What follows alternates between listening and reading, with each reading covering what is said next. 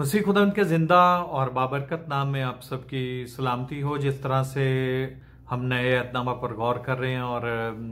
जिस तरह से हमने पिछली वीडियो में सीखा कैसे शख्स के बारे में जो कि मफलूज था और उस शख्स को लोगों ने चारपाई पर से छत को उधेड़ कर खुदावंद यीशु मसीह के आगे रखा ताकि वो शिफा हासिल कर सके। तो उसकी ज़िंदगी से हमने बहुत सारी बातों को सीखा है। तो आज खुदावंद के मुकद्दस पाक कलाम में से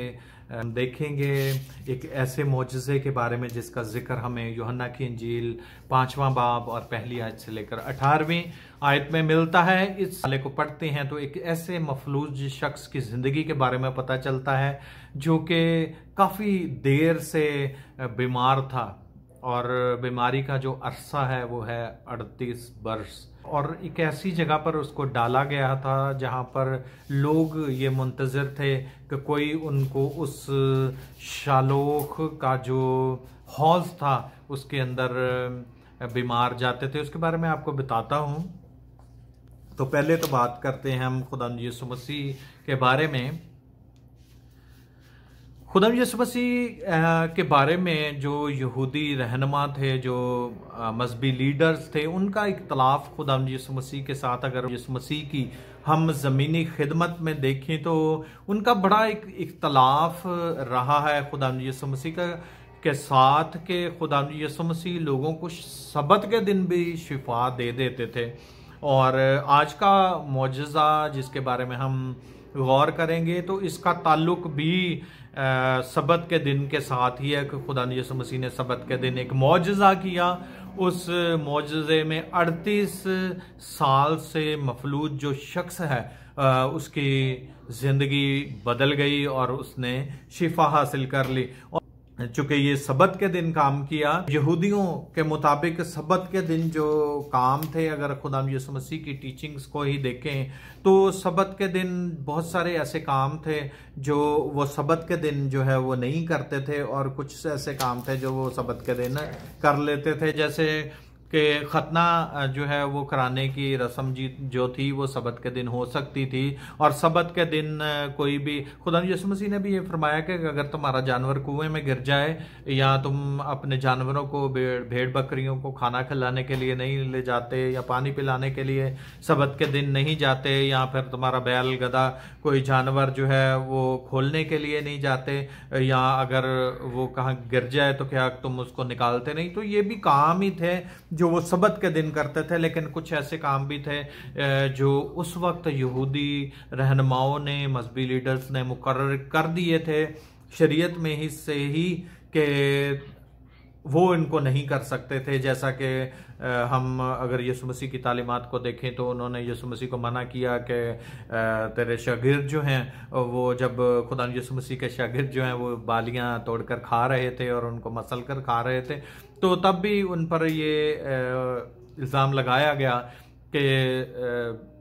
ये ऐसा क्यों करते हैं, क्योंकि सब्त के दिन ऐसा करना जो है वो रवा नहीं। उसके बाद फिर जैसे इस शख्स की ज़िंदगी के बारे में आपको बताता हूँ कि ये शख्स जिसको खुदावंद यीशु मसीह ने कहा कि अपनी चारपाई उठाकर जो है वो चला जाए, तो चारपाई उठाकर चलना भी एक काम है क्योंकि सब्त का दिन आराम का दिन है, और यहूदियों के नज़दीक ये दिन जो है वो खास तौर पर काम वगैरह नहीं किए जाते थे, जिसकी वजह से चारपाई को उठाना भी काम में शामिल होता है, तो ये भी रवा नहीं था। और उसके अलावा यहूदी ये भी इतराज़ करते थे कि यीशु मसीह चूँकि बाकी दिनों में भी शिफा देते थे, लेकिन सब्त के दिन वो मना करते थे कि ये सब्त के दिन खुदावंद यीशु मसीह बाकी दिन में भी लोग शिफा हासिल कर सकते हैं, तो इस दिन गुरेज किया जाए। लेकिन खुदावंद यीशु मसीह ने, हम दो मौजज़ात ऐसे देखते हैं ख़ास तौर पर जो इसी जगह पर जहाँ पर 38 साल के मफलूज को शिफा हुई, तो वहाँ पर ही हम देख सकते हैं कि जन्म के जो अंधा था उसको भी वहाँ पर शिफा हासिल हुई। शालोख का जो हौज़ था उस इसी जगह पर मिली, और दोनों को शिफा जो है वो सब्त के दिन ही मिली। तो सब्त के दिन के लिहाज से भी अगर हम देखें तो बाइबल मुकद्दस में हमें 5 ऐसे मुअज़्ज़ात के बारे में मिलता है जो कि सबत के दिन ही हुए। जिस तरह से एक आदमी का जिस तरह से हाथ सूखा हुआ था और खुदा यीशु मसीह ने सबत के दिन उसे शिफा दी। 18 साल से एक औरत जिसका खून जारी था उसको सबत के दिन खुदा यीशु मसीह ने शिफा दी। फिर एक और शख्स जिसको जलंधर था, बीमारी थी, उस शख्स को शिफा दी। और 38 वर्ष का बीमार ये मफलूज है जिसको यीशु मसीह ने शिफा दी। और उसके अलावा जन्म के अंधे को सबत के दिन शिफा दी। तो 5 जो लोग थे इनको खुदा यीशु मसीह ने चूंकि सबत के दिन शिफा दी तो बहुत सारे इतराज़ात भी उठे, लेकिन खुदा यीशु मसीह ने कहा कि सबत जो है वो इंसान के लिए बना है कि ना कि इंसान सबत के लिए बना है। तो खुदा यीशु मसीह इसके ज़रिए से भी उन्हें सिखाना चाहते थे। ये नहीं कि खुदा यीशु मसीह शरीयत की हुक्मदूली करते थे, बल्कि खुदा यीशु मसीह एक तो ये बताना चाहते थे कि इब्ने आदम को सबत पर इख्तियार है, और दूसरा बात यीशु मसीह उनको ये सिखाना चाहते थे कि सबत जो है वो इंसान के लिए बना है, ना कि इंसान सबत के दिन के लिए बना है। तो देखें तो खुदा यीशु मसीह ईद के मौका पर यरूशलेम आए थे और भीड़ के जो पास दरवाज़ा था उसके पास एक हौज था। उस हौज के 5 दरवाजे थे और उनमें बीमारों को, लंगड़ों को और ऐसे पुज़मज़दा जो लोग थे जो बीमारियों में मुब्तला थे उनको वहां पर रखा जाता था। कि उसमें एक ऐसा हौज मौजूद था जो कि उस वक्त के लोगों का ईमान था कि फरिश्ते आकर उस पानी को हिलाते हैं और जो लोग उस पानी में उस वक्त कूद जाते थे या फिर जल्दी से अंदर चले जाते थे वो लोग शिफा पा जाते थे। ये उनके बिलीव, उस वक्त के दौर के लोगों का बिलीव था कि वो लोग वहाँ पर उस वक्त जब पानी हिलता था तो वहाँ पर आते थे। बहुत सारे नए माहिरीन ने, लोगों ने उस रिसर्च की और उन्होंने बताया कि इसके अंदर बहुत सारे ऐसे मिनरल्स और इसके अंदर बहुत सारे ऐसी मादनियात पानी के नीचे जो तय में बैठी हुई हैं, जब वो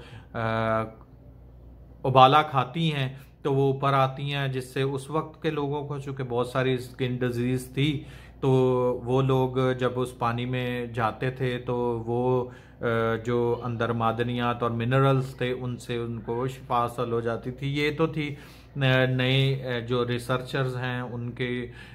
ख्यालात, लेकिन वहाँ पर ये तो उनका बिलीव भी था जो उस वक्त लोग वहाँ पर मौजूद थे कि क्योंकि वो पानी जो है वो जिस तरह से बॉयल होता है इस तरह से उबाला आता है, तो उसी तरह से उबाला आता था। तो और लोग ये ख्याल करते थे कि फरिश्ते आकर पानी को लाते हैं और फिर लोग जब उसमें अंदर जाते थे तो उनको शिफा मिल जाती थी। ये उनका बिलीव था। किस हद तक दुरुस्त था ये खुदा बेहतर जानता है, लेकिन जहाँ पर खुदा यीशु मसीह वहाँ पर जब पहुँचते हैं उस हौज के पास, तो वहाँ पर खुदा यीशु मसीह एक 38 बरस के मफलूज जो है शख्स को देखते हैं। और इस शख्स के बारे में हम देखते हैं कि इसका यीशु मसीह पर ईमान नहीं था, लेकिन जब खुदा यीशु मसीह ने इससे पूछा कि क्या तू तंदुरुस्त होना चाहता है, तो उस शख्स ने कहा कि शिकवा किया कि मेरे पास कोई नहीं है कि जब पानी हिलता है तो मुझे अंदर उतार दे, क्योंकि लोग जो लेकर आते थे मरीज़ों को शायद वो तो अपने अपने मरीज़ों को जल्दी से अंदर हौज में डाल देते थे, लेकिन वो शख्स ये शिकवा करता है कि मेरे पास कोई ऐसा शख्स नहीं है जब पानी हिलता है तो मुझे हौज में उतार दे। यीशु मसीह ने उससे कहा और शिफा का मंबा जो यीशु मसीह हैं वो मरीज़ के पास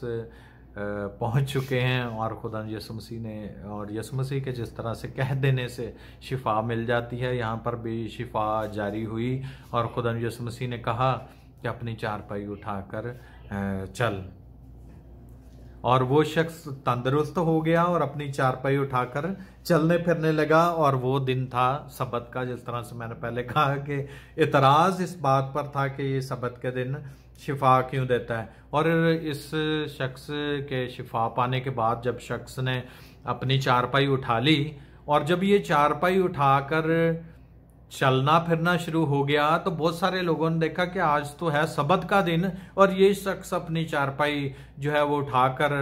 इधर उधर चल फिर रहा है। तो उन्होंने कहा कि सबत के दिन तुझे जो चारपाई है उठाना रवा नहीं। तो उसने कहा कि जिसने मुझे शिफा दी है उसने मुझसे कहा कि अपनी चारपाई उठाकर चल फिर। तो उन्होंने पूछा कि उस शख्स का क्या नाम है जिसने तुझसे ये कहा, लेकिन वो उस वक्त यीशु को नहीं जानता था। लेकिन बाद में खुदा यीशु मसीह जब दोबारा उससे मिले तो खुदा यीशु मसीह ने अपनी पहचान उसे करवाई। तब उसने जाकर तमाम लोगों को बताया कि मुझे यीशु ने शिफा दी है। तो गवाही का होना भी बहुत ज़रूरी है। इसके साथ के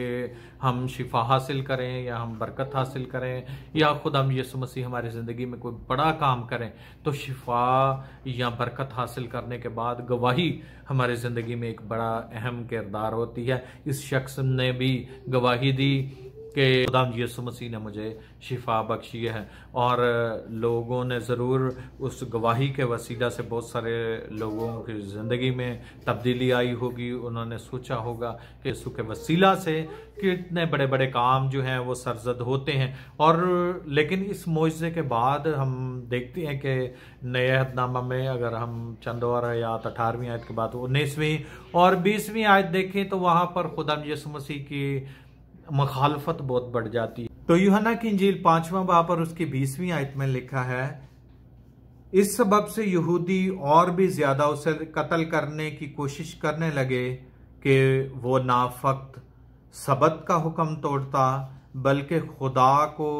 खास अपना बाप कहकर अपने आप को खुदा के बराबर बनाता था। यहाँ पर दो चीज़ों के बारे में मुखालफत खुदा यीशु मसीह की उन्होंने शुरू की।